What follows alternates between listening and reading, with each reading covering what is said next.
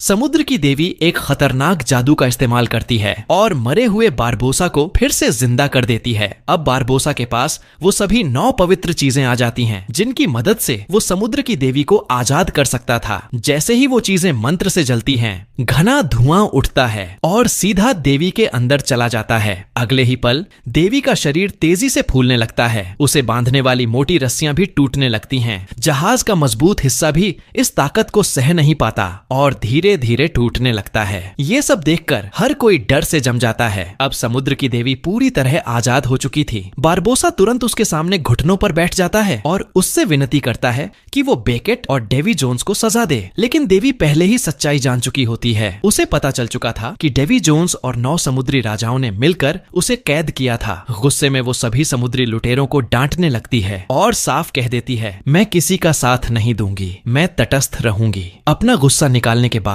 वो अचानक हजारों केकड़ों में बदल जाती है और एक बड़ी लहर की तरह जहाज से नीचे गिरकर समुद्र में गायब हो जाती है। अब सब लोग हैरान खड़े होते हैं कि आखिर ये हुआ क्या। तभी अचानक एक तेज हवा चलती है और एक समुद्री लुटेरे की टोपी उड़कर आसमान में चली जाती है। सब ऊपर देखते हैं। जहां अभी साफ आसमान था, वहां अब काले बादल छा चुके होते हैं। अब उनके पास कोई रास्ता नहीं बचा था, या तो जीत या फिर मौत। इसीलिए सभी समुद्री लुटेरे एक साथ युद्ध का झंडा उठा लेते हैं। दूसरी तरफ बेकेट अभी भी पूरी तरह आत्मविश्वास में होता है। समुद्र में एक भयानक भंवर बन जाता है जो दोनों जहाजों को एक दूसरे के करीब ले आता है। अब दोनों तरफ के सैनिक रस्सियों के सहारे झूलकर एक दूसरे के जहाज पर कूद जाते हैं और शुरू हो जाती है एक भयंकर लड़ाई। हर तरफ चीखें, तलवारें और खून। विलियम देखता है कि सभी दुश्मन उसके जहाज पर आ चुके हैं, तो वो भी पूरी ताकत से लड़ने लगता है। लेकिन उसके मन में एक डर था, क्या वो इस युद्ध से जिंदा लौट पाएगा? इसीलिए वो उसी वक्त एलिजाबेथ को शादी के लिए पूछता है। और हैरानी की बात यह है कि इतनी खतरनाक लड़ाई के बीच दोनों शादी करने का फैसला कर लेते हैं। वो बारबोसा से कहते हैं कि वो उनकी शादी करवाए। तेज बारिश, खतरनाक लड़ाई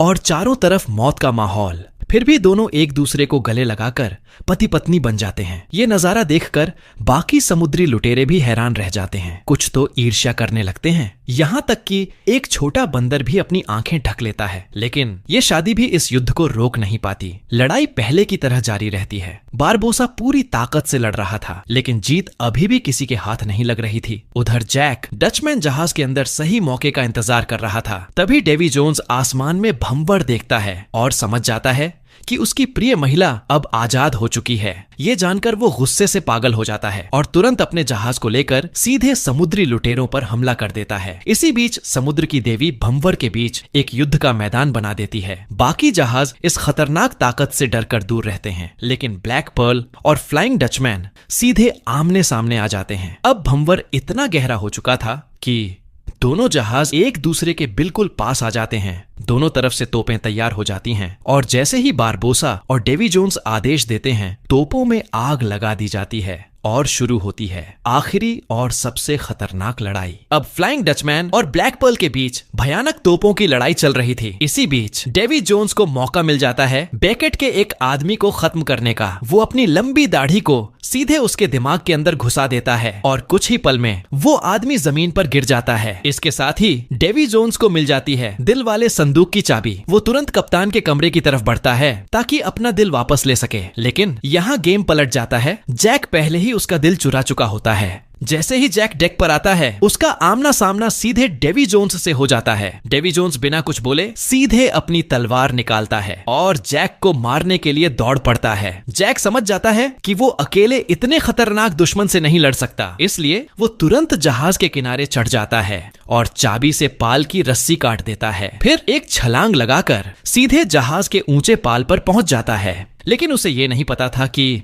डेवी जोन्स के पास टेलीपोर्ट करने की ताकत है। अगले ही पल वो भी वहीं पहुंच जाता है और दोनों के बीच ऊंचाई पर जबरदस्त तलवारबाजी शुरू हो जाती है। डेवी जोन्स को श्राप मिलने के बाद वो तलवार कम इस्तेमाल करता था, इसीलिए जैक उस पर भारी पड़ता है। एक सही मौके पर जैक उसकी दाढ़ी का वो हिस्सा काट देता है जिसमें चाबी बंधी थी। साथ ही उसकी तलवार भी नीचे गिरा देता है। लेकिन डेवी जोन्स का केकड़े जैसा हाथ बहुत मजबूत होता है। वो जैक की तलवार को ही तोड़ देता है। अब दोनों आमने सामने लड़ने ही वाले थे कि अचानक भंवर का तेज पानी दोनों जहाजों को टकरा देता है। इस टक्कर से जैक नीचे गिर जाता है। डेवी जोन्स तुरंत उसे पकड़ लेता है क्योंकि वो चाबी को समुद्र में गिरने नहीं देना चाहता था, लेकिन फिर वो पूरी ताकत से जैक को दूर फेंक देता है। जैक हवा में उड़ते हुए एक रस्सी पकड़ लेता है और तभी उसे पता चलता है कि वो उसी दुश्मन से जुड़ा है जिसने उसकी बंदूक छीनी थी। जैक उस रस्सी के सहारे घूमकर डेवी जोन्स के पीछे पहुंच जाता है और एक गोली मारकर उसके हाथ से चाबी गिरा देता है। चाबी ऊपर से गिरते हुए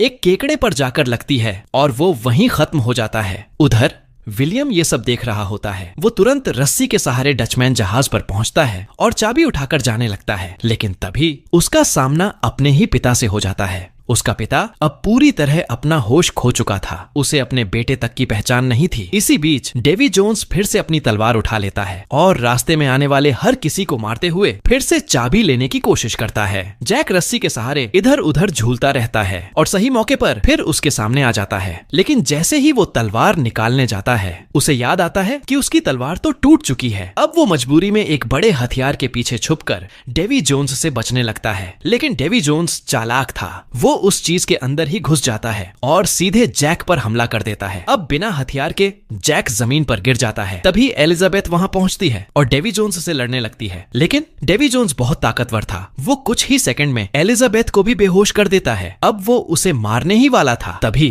विलियम सही समय पर पहुंचता है और अपनी तलवार सीधे उसके सीने में घोंप देता है, लेकिन डेवी जोन्स पर इसका कोई असर नहीं होता। वो तलवार को मोड़ देता है और विलियम को भी जोर से गिरा देता है। अब वो गुस्से में विलियम और एलिजाबेथ को देखता है क्योंकि उसे उनकी सच्ची मोहब्बत से जलन होती है, और फिर वो अपनी तलवार विलियम के गले पर रख देता है। डेवी जोन्स अब विलियम और एलिजाबेथ को अलग करने वाला था। तभी पीछे से जैक चुपचाप आ जाता है। अब उसके सामने एक बड़ा मौका था। अगर वो इस टूटे हुए तलवार से दिल में वार कर दे तो वो अमर हो सकता है और विलियम एलिजाबेथ हमेशा साथ रह सकते हैं, लेकिन यहीं जैक फंस जाता है। एक तरफ उसकी खुद की जिंदगी और दूसरी तरफ अपने दोस्त की जान। वो फैसला नहीं कर पाता। इसी बीच विलियम की हालत बहुत खराब हो जाती है। वो मरने के करीब पहुंच जाता है। तभी उसका पिता, जो अब तक पागल जैसा हो गया था, अपने बेटे की आवाज सुनकर होश में आ जाता है। वो गुस्से में डेवी जोन्स पर टूट पड़ता है और उससे लड़ने लगता है, लेकिन वो डेवी जोन्स के सामने टिक नहीं पाता और जमीन पर दबा दिया जाता है। अब उसकी भी जान खतरे में थी।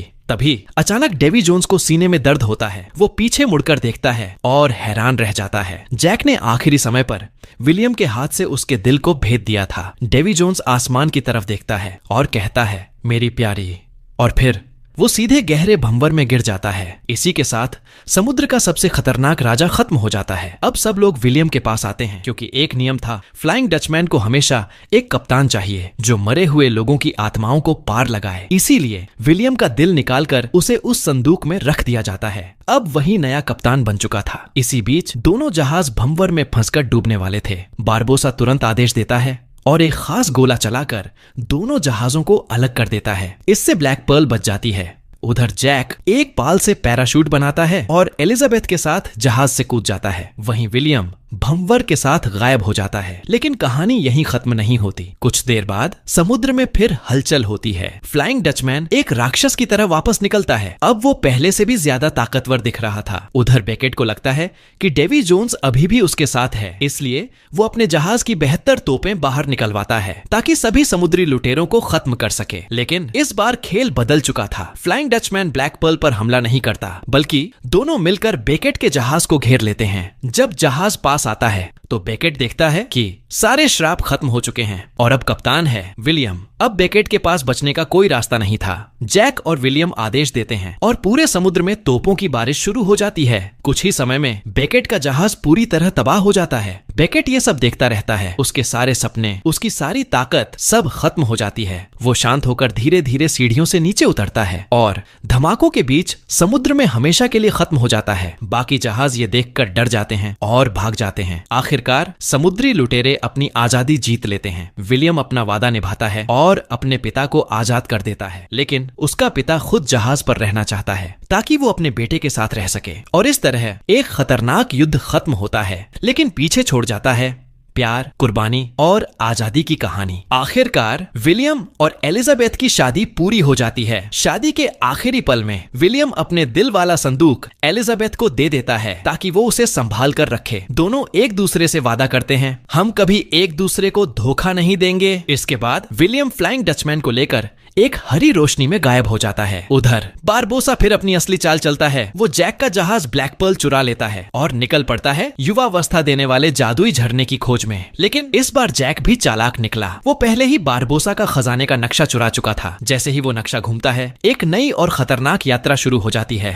अब कहानी पहुंचती है समुद्र के एक ऐसे रहस्य पर, अमर होने का राज। कहा जाता है कि अगर कोई उस जादुई झरने का पानी पी ले तो वो हमेशा जवान रह सकता है। जो लोग बूढ़े होने वाले होते हैं उनके लिए ये लालच बहुत बड़ा होता है, लेकिन इसकी कीमत भी बहुत भारी होती है। इस पानी को पीने के लिए एक खास तरह के प्याले चाहिए होते हैं और एक खास रस्म भी करनी पड़ती है। लेकिन सच ये है कि ज्यादातर लोग इस झरने तक पहुंच ही नहीं पाते और रास्ते में ही मर जाते हैं। सिर्फ कुछ ही लोग इस तक पहुंच पाते हैं। फिर भी अमर होने का लालच लोगों को जान जोखिम में डालने पर मजबूर कर देता है। उधर महान युद्ध के बाद बारबोसा समुद्र में घूम रहा होता है, लेकिन ज्यादा समय नहीं बीतता कि उस पर हमला होता है एक खतरनाक कप्तान द्वारा, जिसे सब कहते हैं ब्लैकी बियर्ड, काला दाढ़ी वाला। ये आदमी बहुत खतरनाक था। इसे काले जादू का ज्ञान था और इसके पास एक प्राचीन तलवार थी जिसकी मदद से वो जहाजों को जादू से काबू कर सकता था। उसकी सबसे अजीब आदत ये थी, वो दुश्मनों के जहाज को छोटा करके बोतल में बंद कर देता था। लेकिन एक दिन उसे एक डरावनी भविष्यवाणी मिलती है। 2 हफ्तों के अंदर एक लंगड़ा आदमी उसे मार देगा। ये सुनकर ब्लैक बियर्ड डर जाता है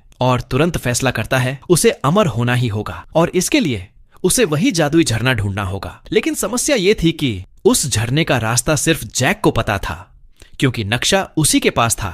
इसलिए ब्लैकबियर्ड अपनी बेटी को भेजता है, एंजेलिका। और सबसे बड़ा ट्विस्ट, एंजेलिका जैक की पुरानी प्रेमिका थी। जैक उसे देखकर सतर्क नहीं होता, लेकिन एंजेलिका उसे धोखा दे देती है और एक बेहोशी की सुई लगाकर उसे बेहोश कर देती है। जब जैक होश में आता है, वो खुद को ब्लैक बियर्ड के जहाज पर पाता है। उधर दूसरी तरफ स्पेन का राजा भी इस झरने के बारे में जान जाता है, लेकिन वो इसे एक बुरी और शैतानी चीज मानता है। इसलिए वो फैसला करता है इसे हमेशा के लिए नष्ट कर दिया जाए और इसके लिए वो अपनी सेना भेज देता है। अब इंग्लैंड का राजा भी ये खबर सुन लेता है और वो बिल्कुल नहीं चाहता कि स्पेन उससे पहले इस झरने तक पहुंचे। इसलिए वो बारबोसा को आदेश देता है कि तुरंत समुद्र में निकलो। लेकिन बारबोसा का असली मकसद कुछ और ही था। वो झरना नहीं, ब्लैकबियर्ड से बदला लेना चाहता था, क्योंकि उसी ने उसकी टांग काटी थी। अब कहानी और खतरनाक हो जाती है। जैक 1 हफ्ते तक जहाज पर रहता है, लेकिन उसे ब्लैकबियर्ड कहीं दिखाई नहीं देता। तब वो सोचता है कप्तान जहाज पर है ही नहीं, और वो एक बड़ा फैसला लेता है, विद्रोह। रात होते ही वो सभी नाविकों को इकट्ठा करता है और कहता है अगर हम जीत गए तो खजाना बराबर बांटेंगे। ये सुनते ही सब लालच में आ जाते हैं और विद्रोह शुरू कर देते हैं। हालांकि ब्लैकबियर्ड के आदमी जादुई शक्तियों वाले थे,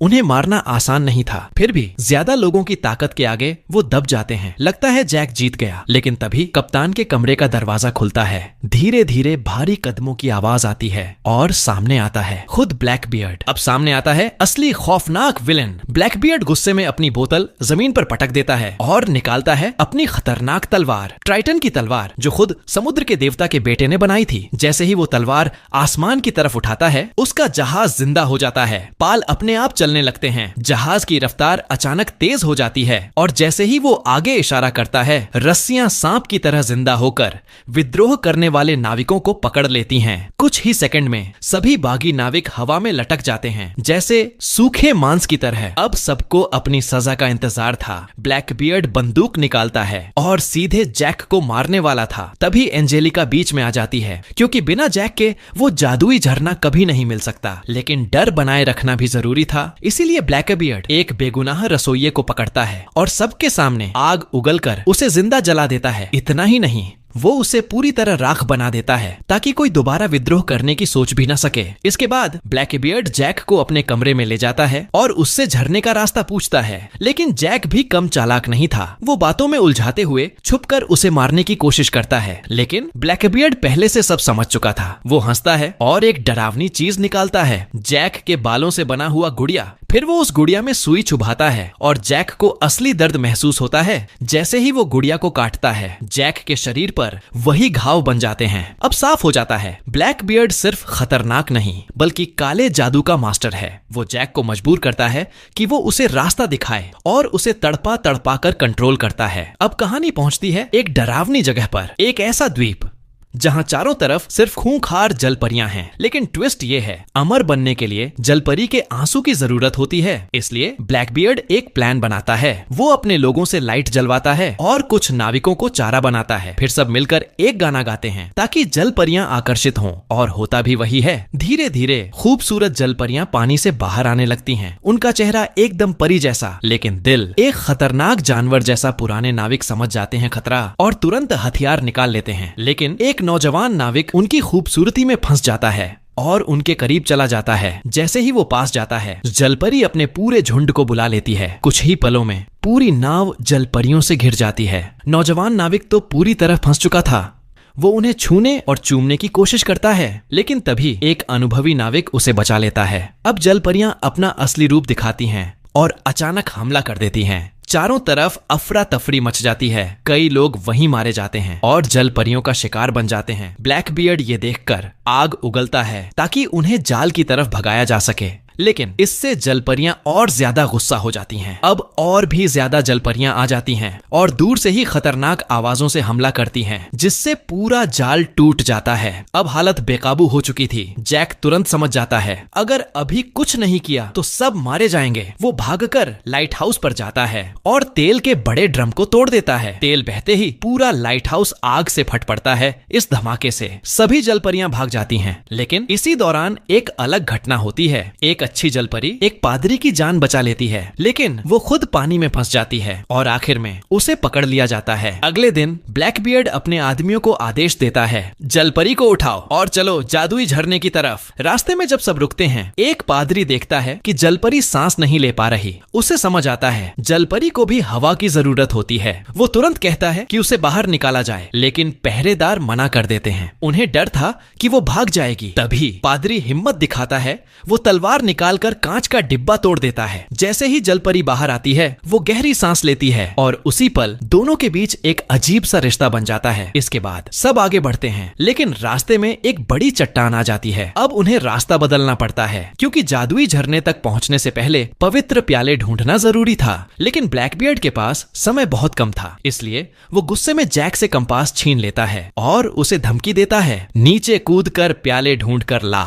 जैक मना कर देता है, मुझे ऊंचाई से डर लगता है। लेकिन ब्लैकबियर्ड रुकने वाला नहीं था। वो बंदूक निकालकर एंजेलिका पर तान देता है और कहता है, अगर नहीं कूदा तो इसे मार दूंगा। जैक को यकीन नहीं होता। तभी ब्लैकबियर्ड एक खतरनाक खेल खेलता है। वो 6 बंदूकें मंगवाता है, जिनमें से सिर्फ 2 में गोलियां होती हैं। अब वो जैक से कहता है, एक चुन। जैक एक बंदूक उठाता है और ट्रिगर दबाता है। गोली नहीं चलती। वो सोचता है कि सब नकली है, लेकिन अगले ही पल असली गोली चलती है। अब जैक समझ जाता है कि ये कोई मजाक नहीं है। एंजेलिका को बचाने के लिए वो मजबूरी में चट्टान से नीचे कूद जाता है। उधर ब्लैकबियर्ड अपनी टीम के साथ सीधे झरने की तरफ बढ़ जाता है। दूसरी तरफ बारबोसा भी उसी जगह पहुंच चुका था। वो सड़ी हुई जलपरियों के शरीर देखकर समझ जाता है कि ब्लैकबियर्ड यहीं कहीं है और वो कसम खाता है, आज बदला लेकर रहूंगा। लेकिन तभी उसके पीछे से चीख सुनाई देती है। वो मुड़कर देखता है, उसका जहाज जलपरियों द्वारा समुद्र में खींच लिया जाता है। अब उसके पास वापस जाने का कोई रास्ता नहीं था और उसका बदला और भी पक्का हो जाता है। जंगल से गुजरते समय एक जहरीला मेंढक गिब्स के कंधे पर कूद जाता है। बारबोसा तुरंत उसे रोकता है और बहुत सावधानी से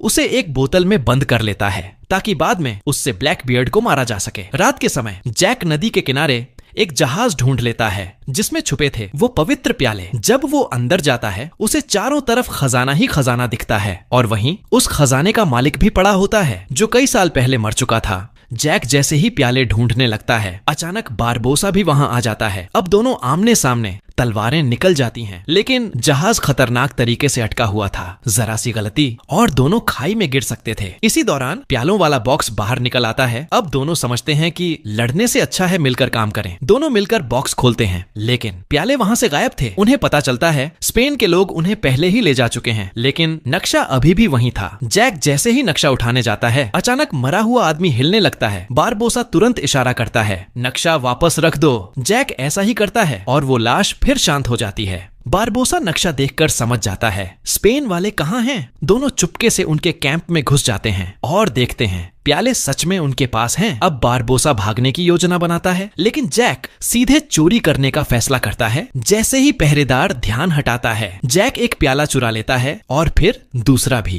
पहरेदार को कुछ अजीब लगता है, लेकिन बारबोसा उसे बेहोश कर देता है। दोनों प्याले लेकर भागने लगते हैं, लेकिन सैनिक उन्हें पकड़ लेते हैं और दोनों को पेड़ से बांध दिया जाता है। उधर ब्लैकबीयर्ड अब झरने के बहुत करीब था। उसके आदमी जलपरी को लेकर जा रहे थे, लेकिन तभी कांच का बर्तन टूट जाता है और जैसे ही जलपरी जमीन को छूती है, उसकी पूंछ गायब होकर पैर बन जाते हैं। सब लोग उसकी खूबसूरती देखने लगते हैं, लेकिन पादरी उसे अपने कपड़े से ढक देता है। अब वो चल नहीं पा रही थी, तो पादरी खुद उसे उठाकर आगे ले जाता है। रास्ते में आराम करते समय पादरी जलपरी की खूबसूरती देखकर पूरी तरह मोहित हो जाता है। वो कहता है, तुम्हारा चेहरा भगवान की बनाई सबसे खूबसूरत चीज है। और जब उसे पता चलता है कि जलपरी उसी की वजह से पकड़ी गई, तो वो उसे और भी ज्यादा पसंद करने लगता है। रात होते होते सब लोग जादुई झरने के पास पहुंच जाते हैं, लेकिन वहां का नजारा बेहद डरावना था। चारों तरफ सिर्फ मरी हुई जलपरियों के शरीर पड़े थे। ब्लैकबीयर्ड जलपरी को डराता है, अगर तुमने आंसू नहीं बहाए तो तुम्हारा हाल भी इन जैसा होगा। लेकिन जलपरी बहुत मजबूत थी, चाहे उसे कितना भी मारा जाए, वो एक बूंद आंसू नहीं बहाती। कुछ लोग कहते हैं इसके उंगलियां काट दो, लेकिन तभी पादरी आगे आकर उसे बचाने की कोशिश करता है, पर इसका उल्टा असर होता है। ब्लैकबीयर्ड समझ जाता है कि दोनों एक दूसरे से प्यार करते हैं। अब वो जलपरी को धमकी देता है, अगर तुमने रोया नहीं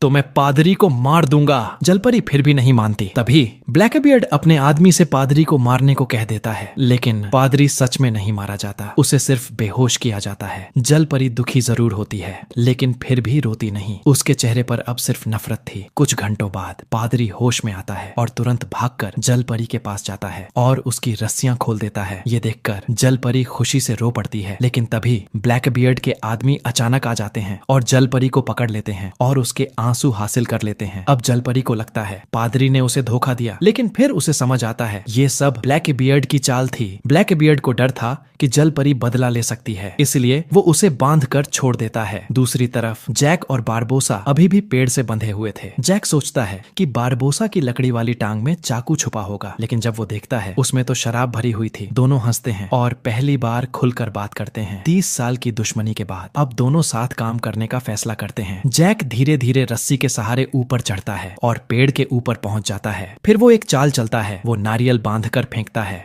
ताकि पहरेदारों का ध्यान भटक जाए। इस मौके का फायदा उठाकर बारबोसा भी छूट जाता है। इसके बाद दोनों स्पेन वालों से पवित्र प्याले छीन लेते हैं, लेकिन बारबोसा चुपके से जैक के पीछे पीछे चलता है, क्योंकि उसका असली मकसद था ब्लैकबीयर्ड को मारना। अगले दिन जैक ब्लैकबीयर्ड के पास जाता है और प्यालों के बदले अपना कंपास वापस ले लेता है। फिर वो चुपके से कंपास गिब्स को दे देता है ताकि वो जाकर ब्लैक पर्ल जहाज वापस ले आए। अब सब लोग पहुंचते हैं जादुई झरने के दरवाजे पर। जैसे ही जैक प्याले पर लिखे शब्द पढ़ता है, जमीन से पानी की धाराएं निकलती हैं और ऊपर जाकर एक बड़ा सा पानी का दरवाजा बन जाता है। एक पक्षी जैसे ही अंदर जाता है वो गायब हो जाता है। जैक तुरंत एक नाविक के कंधे पर चढ़ता है और अपनी तलवार उस पानी में डालता है। अचानक एक रहस्यमयी ताकत उसे अंदर खींच लेती है। वो पहुंचता है एक रहस्यमयी मंदिर में। यही था जादुई झरने का असली स्थान। हालांकि मंदिर टूट चुका था, लेकिन उसकी ताकत अभी भी जिंदा थी। ब्लैकबीयर्ड कहता है सबसे पहले मैं ये पानी पीऊंगा, लेकिन तभी धुंध में से एक आदमी सामने आता है और वो कोई और नहीं, बारबोसा था। दोनों एक दूसरे को देखते ही तलवारें निकाल लेते हैं और भयंकर लड़ाई शुरू हो जाती है। इस बार ब्लैकबीयर्ड की जादुई तलवार काम नहीं करती, क्योंकि वो समुद्र में नहीं था। अब उसे सिर्फ अपनी ताकत पर लड़ना पड़ता है। इधर